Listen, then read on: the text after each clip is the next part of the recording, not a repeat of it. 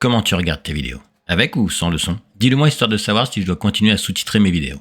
Dans la précédente, j'ai fabriqué toutes les pièces de cette nouvelle cloison. Je peux donc passer au collage. La première étape a consisté à coller les contours au MDF. Pour ça, j'utilise de la X15, qui est une colle polyuréthane gel en cartouche. Je commence par un grand côté, en n'oubliant pas de mettre les lamelles d'assemblage entre deux parties. Je colle ensuite deux largeurs, puis je referme le contour avec la dernière longueur.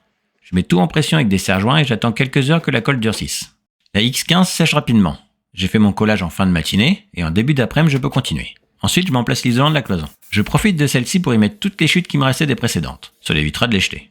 Pour que tout ne fasse qu'un, je le colle sur le MDF. Pour ça, j'utilise la E800. C'est une colle contact. Il suffit de les pulvériser sur les deux surfaces, d'attendre 1 minute, et de mettre en place l'isolant. Par contre, pas le droit à l'erreur. Quand c'est posé, c'est collé. On m'a déjà fait remarquer de faire attention aux vapeurs de colle. L'atelier est aéré, mais en plus de ça, la E800 est certifiée peu toxique. Quelques coups de maillet, et l'isolant est en place.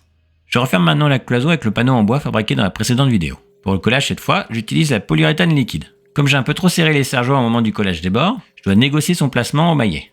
La PE liquide me laisse une liberté de mouvement le temps de l'opération. Et je mets aussi de la X15 dans la feuillure au niveau des bords.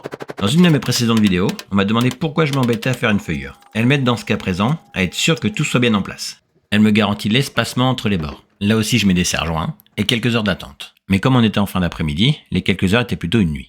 Je retourne côté atelier pour travailler. J'ai bavure le surplus de colle à la fleureuse. C'est très simple à faire, car ces fraises sont équipées d'un roulement qui évite d'enlever plus de matière qu'il n'en faut. Et ça me permet aussi de corriger les quelques centièmes de défaut d'ajustement. Je fais cette opération des deux côtés. Comme pour toutes les cloisons de la cabine, j'y réalise un quart de rond tout autour. C'est pour rendre plus esthétique la jonction entre elles quand elle sera assemblée. Si tu as déjà travaillé du MDF, je t'apprendrai rien en disant que la tranche n'est pas très solide ni esthétique. Pour arranger ça, je l'imbibe d'époxy. En durcissant, elle renforcera la tranche et on peut la poncer pour la rendre plus lisse. Cette astuce peut fonctionner aussi avec du vitrificateur ou de la colle à bois diluée avec de l'eau. Côté bois, après avoir ébavuré l'excédent de colle et fait le quart de rond, je fais 2 ratissages à la pâte à bois. Un peu comme on le fait avec du plâtre sur un mur, cela me permet de boucher les trous et gommer les éventuels petits défauts. Une fois que la pâte est sèche, je ponce toute la surface de la cloison, je le fais au gras 120. Pour éviter les bruits parasites, mon PC ne sera pas dans la cabine. Du coup, je dois pouvoir passer les câbles. J'ai imprimé un gabarit et avec la bague de copiage de la défonceuse et une fraise de 8 mm, je découpe la forme du passe-câble. Quand on sert de la bague de copiage, il faut prendre en compte la différence de diamètre entre la bague et la fraise que tu utilises.